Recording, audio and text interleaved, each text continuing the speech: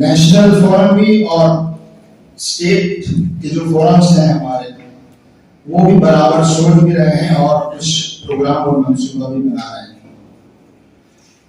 आज की इस डिस्कशन से मुझे बहुत खुशी हुई है, हौसला भी मिला है। और ये बात सही है कि situation is very grave, very serious. चुनौती बहुत बड़ी है, इसमें कोई शक नहीं। खतरा भी बहुत गंभीर है इस देश के सामने, इसमें भी कोई संदेह नहीं। लेकिन मैं समझता हूं बहुत बड़ी संख्या में नहीं, ये भी एक भ्रम है जो फैलाया जा रहा है कि वो बड़ी संख्या में। उनके पास जो विचारधारा है वो बहुत कमजोर है। उनका जो नजरिया है, जिसको फासिज्म नहीं कहते, उसको कल्चरल नेशनलिज्म, और अब तो उस पर धर्म का भी आवरण उन्होंने लपेटना शुरू कर दिया। लेकिन असल में वो फासिस्ट है, और फासिस्ट जिन बुनियादों पर खड़ा होता है वो बुनियाद इतनी कमजोर होती है। एक बुनियाद उनकी झूठ है। फासिज्म हमेशा झूठ की बुनियाद पर खड़ा होता है। दूसरा, उसकी बुनियाद दुश्मन है, एक फॉल्स एनिमी, एक झूठा दुश्मन वो क्रिएट करता है, उससे वो नफरत पैदा करता है और समाज में डिवीजन पैदा करता है, समाज में विभाजन पैदा करता है और समाज में एक्सक्लूजन पैदा करता है, समाज को बांटता है। आज भी वही किया जा रहा है। और दूसरी और बात जो हमारे बहुत ही आदरणीय वक्ताओं ने भी कही है, शास्त्री जी ने भी इस तरफ इशारा किया है, वो डर और खौफ भी पैदा करता है।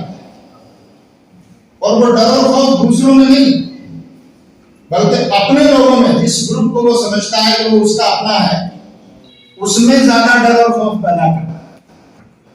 तो ये जो बुनियादें हैं, ये बुनियादें बहुत कमजोर बुनियादें हैं। इन बुनियादों का मुकाबला और सामना किया जा सकता है। हमें इसमें निराश और मायूस होने की जरूरत नहीं है। हमारे शास्त्री जी ने जो बहुत ही प्रैक्टिकल और बहुत फंडामेंटल और बहुत सिंपल जो सुझाव दिए हैं, मैं समझता हूं उन पर बहुत गंभीरता से विचार होना चाहिए और उस बात को आगे बढ़ाने की जरूरत है। इस वक्त हम ने दो विषयों को मिलाकर बात की है। हालांकि विषय हमारा यही था डिस्कशन का कि 2024 के इलेक्शन में राजनीतिक परिस्थितियों को कैसे बदला जाए। लेकिन बातचीत और गुफ्तगू में लॉन्ग टर्म जो ट्रांसफॉर्मेशन हम सोसाइटी में लाना चाहते हैं, जो बिगाड़ आ गया है समाज में, पैदा कर दिया गया है, उसको कैसे हम ठीक करें और कैसे उसको हम करेक्ट करने की कोशिश करें। तो वो एक लॉन्ग टर्म मंसूबा है, उस पर भी काम करेंगे हम। लेकिन अभी ज्यादा फोकस हमको इस बात पर करना है कि 2024 में पॉलिटिकली इन ताकतों को कैसे कमजोर किया जाए और कैसे इनको पावर से हटाने की मुहिम को कामयाब बनाया जाए। ये बात बहुत अहम है और इस पर आप सब विचार कर भी रहे हैं, करते भी होंगे। और अभी आपने पिछले दिनों कर्नाटका में जो एक्सपेरिमेंट किया, जो कोशिशें की सिविल सोसाइटी ग्रुप्स ने, यहाँ के सोशल एक्टिविस्ट ने, उसका नतीजा आपने देखा और सामने आया और उससे पूरे देश को एक हौसला भी मिला। और ये एक्सपेरिमेंट और ये कोशिश पूरे देश में दोहराई जानी चाहिए। और मैं समझता हूं कि पूरे देश में ये चीज दोहराई जा सकती है। असंभव नहीं है, मुश्किल जरूर है लेकिन असंभव नहीं है। और हालात ये बता रहे हैं कि अगर सही जगह पर सही नब्ज पर हाथ रखा जाए इस आवाम का, तो पॉलिटिकली भी सिचुएशन बदली जा सकती है और मुझे तो उम्मीद है कि बदलेगी। लेकिन ये बात सही है, अगर खुदा न खास्ता पॉलिटिकली हम सिचुएशन को नहीं बदल पाए तो भी निराश होने की आवश्यकता और जरूरत नहीं। उसके बाद भी हमें एक दूसरे तरीके से काम करने की जरूरत है। लेकिन अभी मैं मानता हूं कि पॉलिटिकली भी इन ताकतों को 2024 के इलेक्शन में डिफीट किया जा सकता है। समाज में भी हालात बता रहे हैं, बस ये कि सही लोगों तक पहुंचने की जरूरत है। जैसा कि शास्त्री जी ने भी बताया, हमारा जो आउटरीच है वो उनसे आगे बढ़कर होना चाहिए। वो तो आउटरीच कर रहे हैं, वो अपने दायरे को धीरे धीरे बढ़ा रहे हैं। जो लोग अभी तक उनके दायरे में नहीं थे उसको भी वो लाने की कोशिश कर रहे हैं अलग अलग तरीकों से। किसी को लालच देकर, किसी को डराकर, किसी को इमोशनली चार्ज करके, किसी को नफरत का फार्मूला देकर, किसी न किसी तरीके से वो अपने दायरे को बढ़ा रहा है। लेकिन मैं समझता हूं, जैसा कि यहां बात आई है, हमें अपना आउटरीच करने की जरूरत है उन लोगों तक जो अभी उनके साथ हैं, या जो अभी उनके सपोर्टर्स हैं, या जो अभी उनके वोटर्स हैं। उन तक पहुंचने का एक ब्लूप्रिंट बनाना पड़ेगा। ये बात बिल्कुल सही है। जब अपने ही अपने दरमियान बात करते रहेंगे उसका फायदा बहुत ज्यादा नहीं होगा। इसलिए इस बात की जरूरत है कि हम आउटरीच बढ़ाएं और उन लोगों तक पहुंचे जिनको यहां कहा गया है कि जो अभी कन्वर्ट नहीं हुए। मैं इसको जरा उल्टा देना चाहता हूं, हम कन्वर्टेड नहीं हैं, हम ओरिजिनल हैं, हम अपनी नेचुरल उस पर हैं। जो उनके साथ उनको कन्वर्ट हुए और कई वजहों से कन्वर्ट हुए और हर एक के कन्वर्ट होने की वजह अलग अलग है और वो वजह बहुत ज्यादा मजबूत वजह नहीं, आसानी के साथ उनको समझाया जा सकता है, आसानी के साथ उनको वापस सही रूप पर लाया जा सकता है। अगर आप इलेक्टोरली भी देखें तो उनको जो वोट परसेंट मिल रहा है वो बहुत ज्यादा नहीं है।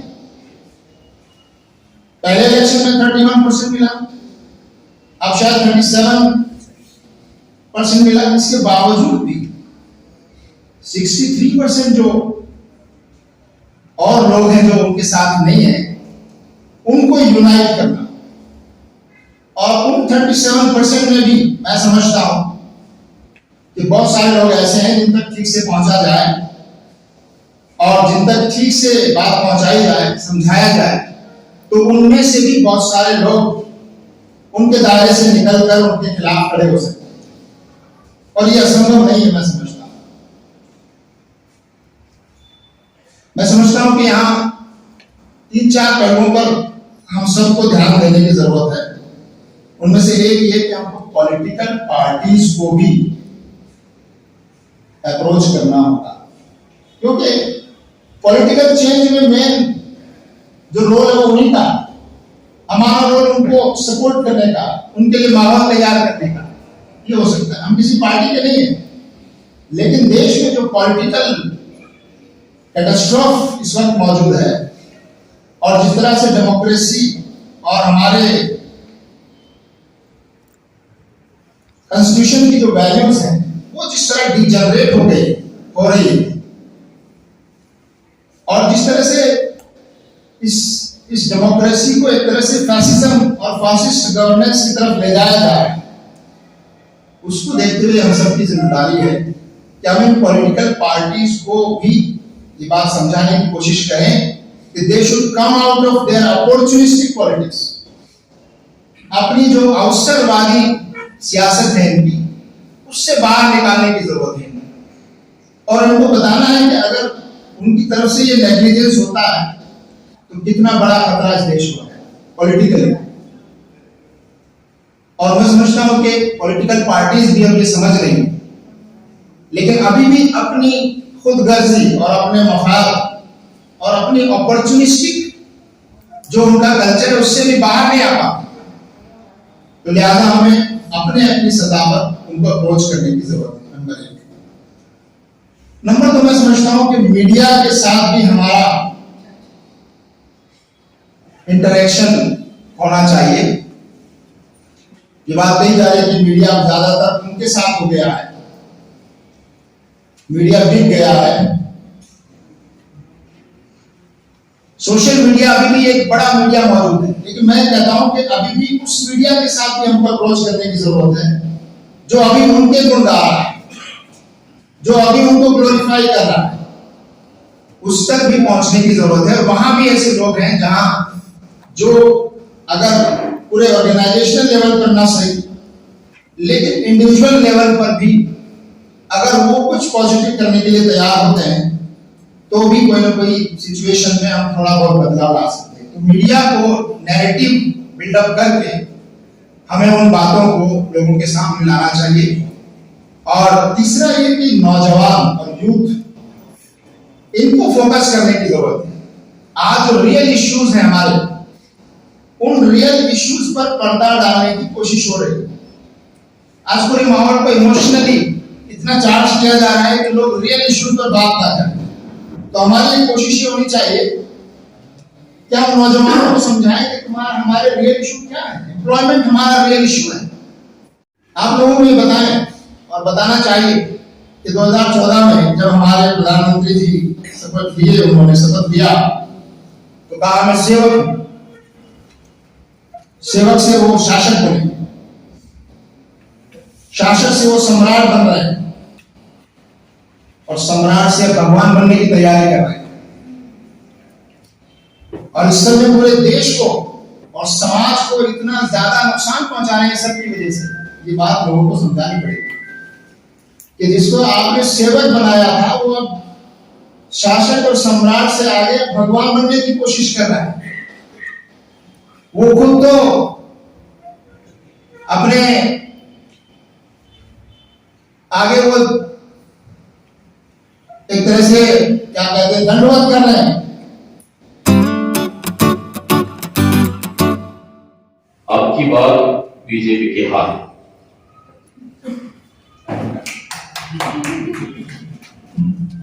ठीक, हम ग्राउंड रियलिटी से वाकिफ हैं। हम ग्राउंड में पब्लिक के बीच में हैं। शिवचंद्र साहब ने जो बातें कही हैं वो बहुत बात की बातें हैं। हम सब मिलकर लड़ेंगे, उसके लिए काम करेंगे। बात सही है कि कांग्रेस ने क्या किया, बीजेपी ने क्या किया, अदर पार्टीज ने क्या किया, बहुत सही आपने कहा। लेकिन अब ये क्वेश्चन है, अब सिर्फ ये है कि 24 के इलेक्शन के क्या होंगे। फोरम फॉर डेमोक्रेसी वालों ने ये कहा है कि Lok Sabha election 24। One is Narendra Modi. I don't know if Adolf Hitler was not there.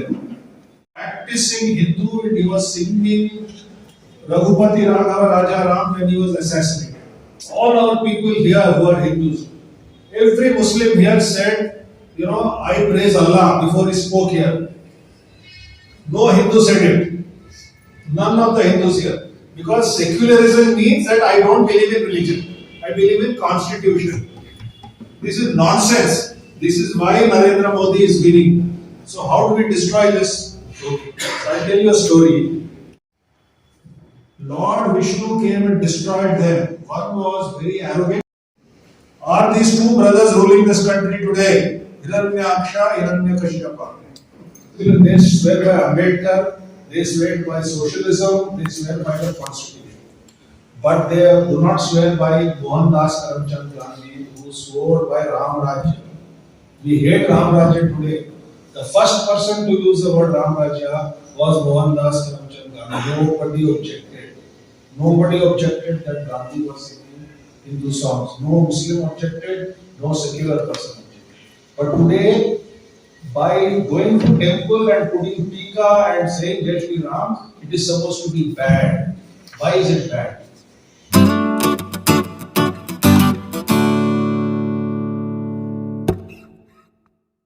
Lok Sabha election 2024 के रुझानात, सियासत और तवक्कुआत पर गौर व खौस के लिए बेंगलुरु में एक अहम इजलास मुनक़द हुआ।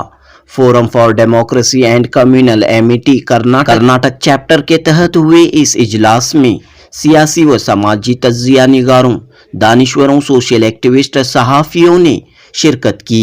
एफडीसीए के national general secretary professor Mohammad Salim engineer की सदारत में 27 जनवरी 2024 बरोज़ हफ्ता बेंगलुरु के दारुस्सलाम में ये इजलास हुआ, जिसमें professor Trilochan Shastri, Arvind Naren, Shivsundar, Birinda Adige, doctor Mohammad Tahamteen, doctor Saad Belgami और दीगर ने शिरकत की। प्रोफेसर मोहम्मद सलीम इंजीनियर ने कहा कि मौजूदा सियासी हालात से मायूस होने की ज़रूरत नहीं है। मुल्क में फिस्ताई नज़रियात, फैसिस्ट आइडियोलॉजी पर चलने वालों की तादाद काफ़ी कम है, लेकिन एक भ्रम फैलाकर फिस्ताई ताकतें इक़्तिदार पर काबिज़ हैं। प्रोफेसर सलीम इंजीनियर ने कहा कि फिस्ताई ताकतें झूठ, नफरत, लालच, दबाव और ताकत के ज़ोर पर अपना असर बढ़ा रही हैं, जबकि हकीकत यह है कि पिछले 2 इंतखाबात में बरसरे इक़्तिदार पार्टी का वोट शेयर सिर्फ 31%, 37% रहा है। अब भी 60 से ज़ायद फीसद लोग बीजेपी के साथ नहीं हैं, लेकिन ज़रूरत इस बात की है कि 60% लोगों को यूनाइट होना चाहिए।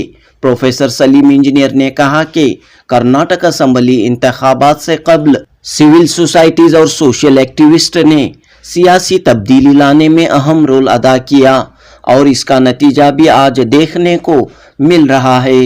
लिहाजा कर्नाटक के तजुर्बे को मुल्क भर में फैलाने की ज़रूरत है।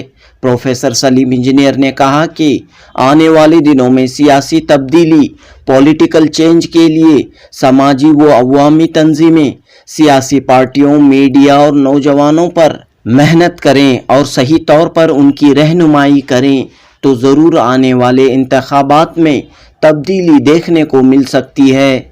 इस मौके पर एफडीसीए ने लोकसभा इलेक्शन 2024 के लिए मॉडल मैनिफेस्टो जारी किया। जुनूबी हिंद न्यूज़ रिपोर्ट।